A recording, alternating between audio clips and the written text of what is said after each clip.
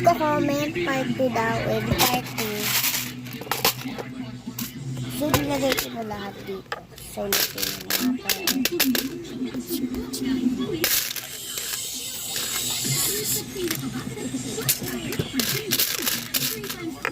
Kaya bakit ako hulog?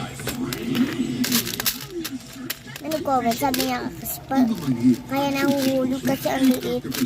Wow, malis mo sleep ka pa.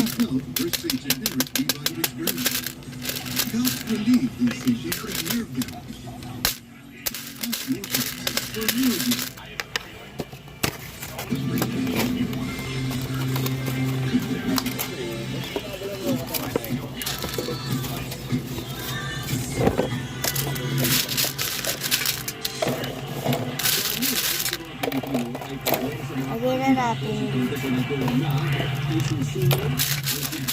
Kay comment.